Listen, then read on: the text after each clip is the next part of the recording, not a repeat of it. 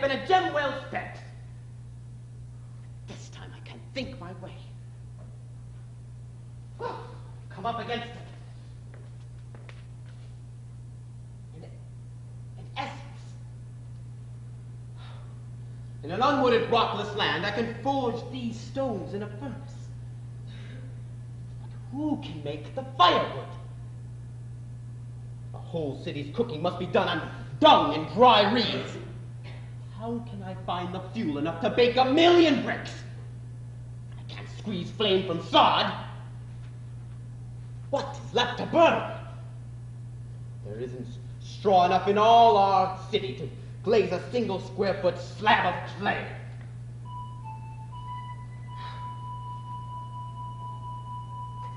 Little amen. Without a mask.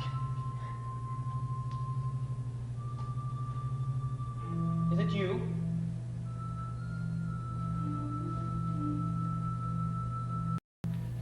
At first I thought you were only a goddess. All night long, divinities and I followed each other around corners to inspect the day's damage to tradition.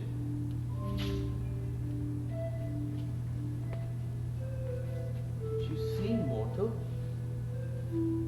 And where all women are as lovely, there is no doubt which one is their queen. Ah, my Iso-recto-tetrahedron.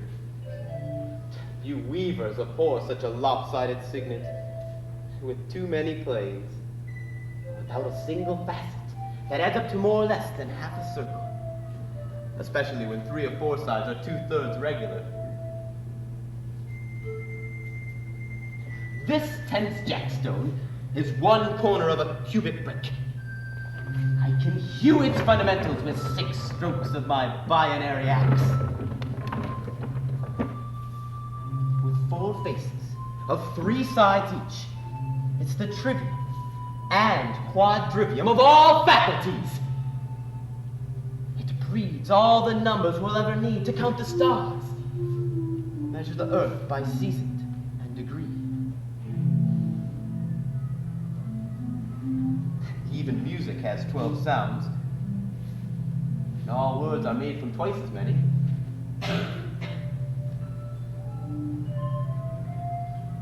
But you'd rather memorize yourself to sleep with the lore you're taught than reckon by a system on your own. Long ago I learned to manage sleep, but tonight fear has cut it short. You are always safe while I am sleepless. Fear for Guy Jacques himself. I must be quick, for he has invited men to dream for him, a many-thoughted king. No one's done so, or dares to tell, though my cry's been out a month. You can force your slaves to scrape up a mountain on a river, but you can't force them to dream your dreams. Though you still refuse to sleep yourself, perhaps the unbidden agency of a woman will serve your purpose. Seeing that she's my peer and occupies my many thoughts. Then listen to your dream while it's still naive. Before I come to my senses and it takes the guarded lines, I'll give it later. You were right to come to me for this. Pray, tell at once. Let your bewildering face grow thoughtful. Don't interpret. Don't predict. Let me do the thinking. Well, translated into man's language, I dreamt that I, as you, took protection from the night to learn the mystery hidden from men and unknown to foreign women. In the narthex of the temple, I, Lilimin, lay uncovered from sleep, as you, Gilgamesh, stole past without a pause. And in the door to the secret shrine, unvoiced words were in my ear. No man may address the Hagan woman's tongue. And I said, it is I, the king of Urk, 1 part human, but 2/3 God. The last time I slept, before I saw Ed, it came to me a dream that strangers somewhere were saying just those words. The proof my dream is yours, but hear me out. I crept inside, towards a fissure in the earth. A crone, squatted with her back to me, stood clawing up handfuls of wet clay and molding it into an infant's figure. starting with the head, which hardened under her breath, and took to be the featureless branch of a man that's molded for a woman's pyx. And then she smeared it with foul black tar, and a flame ignited, and it split along its length, and quicker than blinking, a golden serpent flashed from the shards and vanished between the lips of the cracked harrow. "Look what you've done!" she shrieked at me. "Next year there'll be no moon!" But when I bent down to see her face, it was Inanna, Ishtar, that I saw. And then, as you, I found myself standing high as a bird on a skylighted night, naked with a man's extremities.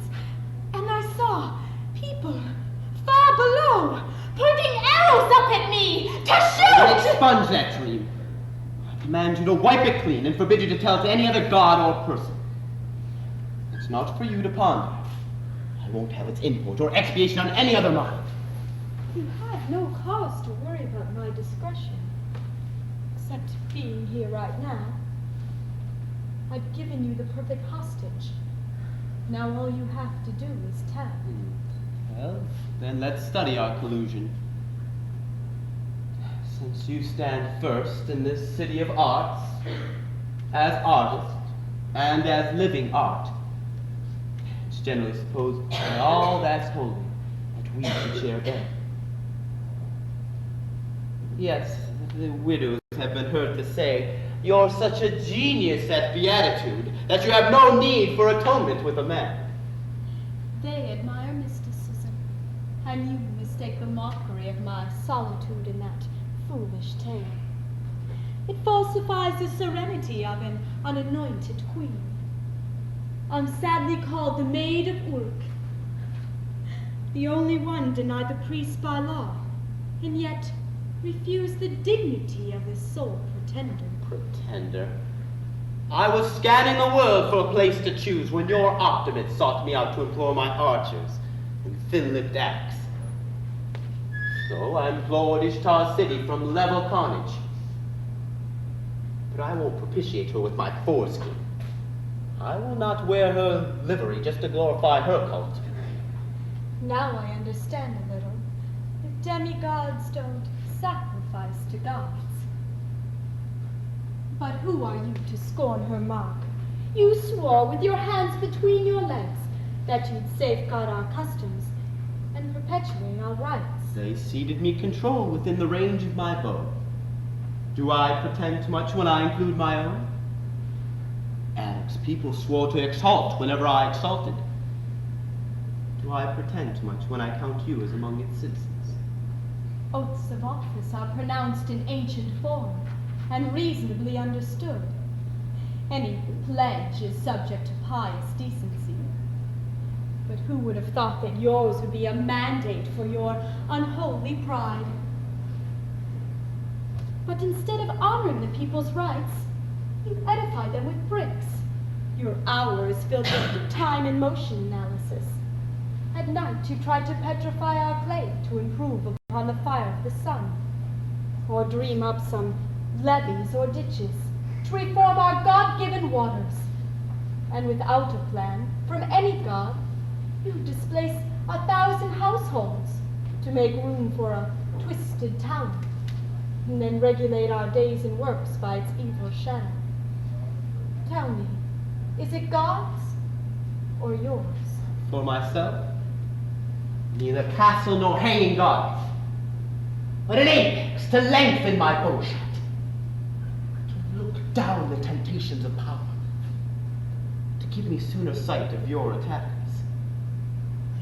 to widen my span of the stars, while shortening the hours between sunset and sunrise, to give my men a glimpse of the peaks beyond the dust of your horizons. For the gods, yes, a beacon for them in our middle world of 7 cities. But not least for you, as Skyhouse Fortress. Your canon law stipulates the highest place. Are you a bait to challenge heaven? Isn't the sacrilege enough? Ulrich offering a mortal bride so unperfected. without presuming to elevate her to the floor of heaven. I do not admit that you've been wronged by me, and I mean no insult to your God. Engineering's my only art. It keeps my mind off feeling. I never felt anything before I first saw you. Shaped to cradle me. My thoughts yours. Then make your liking good. Don't remain an odious clan of one. Join the priesthood of men. Ordained you can confirm the queen a woman, and she then consecrate you king by law. Rule no longer by default. By unnullifying me, you can reduce the people's other grievances. And in the end, they'll praise your works forever. Circumcision is no great price to pay. Won't mutilate your faculties. Is he ever maimed? Is the rector failing? The knife is small, and the pain is briefer than a bride's. Oh, for you I'd suffer vultures. But no enemy's knife is small, nor the rector's enmity so brief. Your pride is cowardly. If you didn't have the cause for humiliation, there'd be no one on earth to please the gods, or you.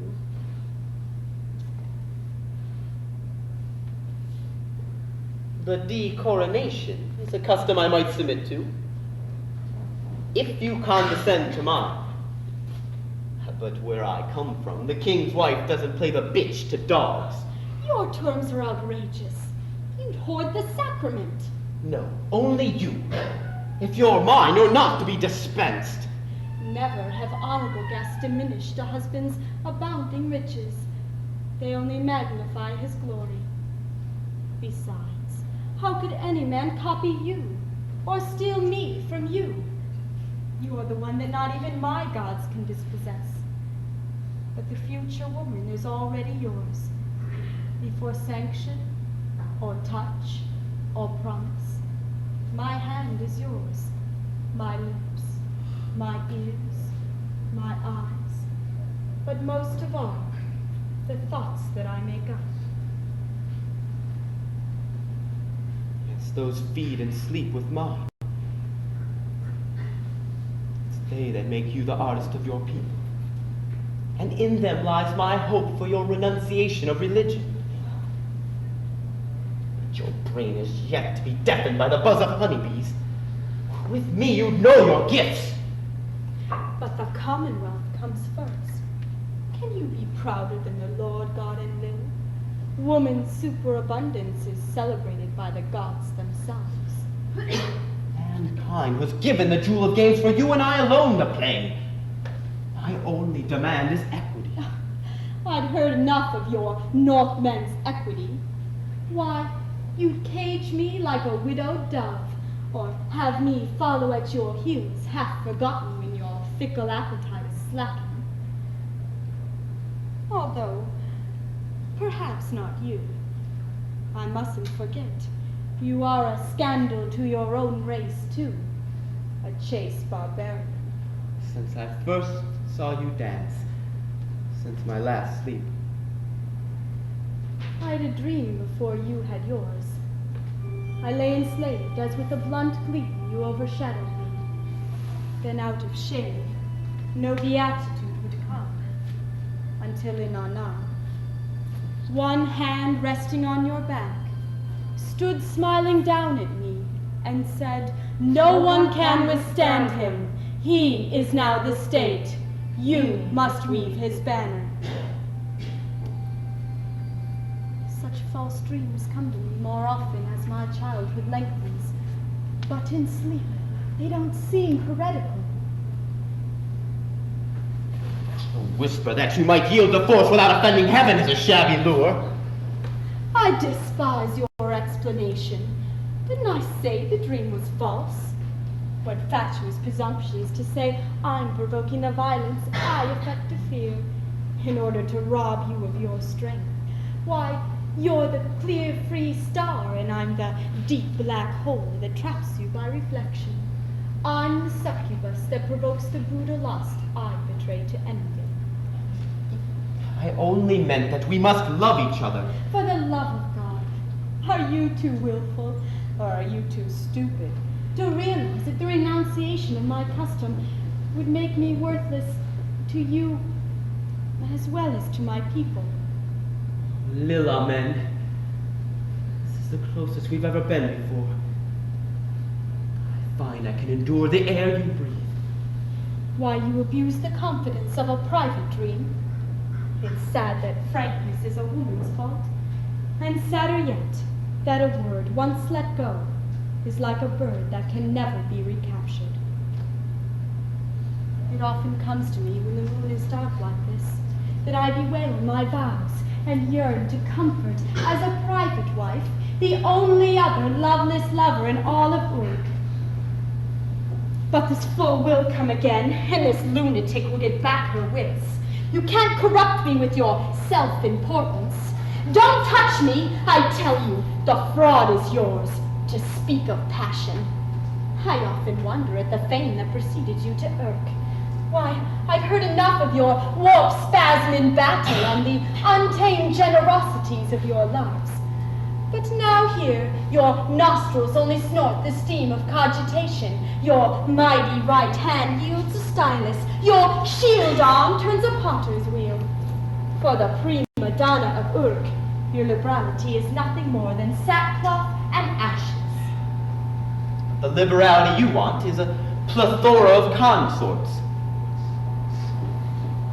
O Queen of Heaven, who 7 times inflamed all eyes in harrowed hell, I'm worth nothing more than a leer in your famous mountain bull. I unstring his desire with something bitter in my voice. I stink in his nose. Must I disgrace the house of Inanna? No! Let the rector drag the X-Men to the block. Let my people drown the Prince of Dykes in blood. Or else, befuddle me enough to forswear the next onslaught of me lord's residual war. Ah, my nights in this rimless valley, how brimming with sleepless dreams beneath the labyrinth of that brilliant heart. Oh, she's partly right. Her intelligence divides my iron blood and feeds the smithy in my head. Now her voice is giving me an oracle to work on. I can use her dream without her form and substance. Let that desire wait. It won't turn rancid. The riddle of my origin is like a wraith of mist that distracts me from the other idea that might have come to me in sleep.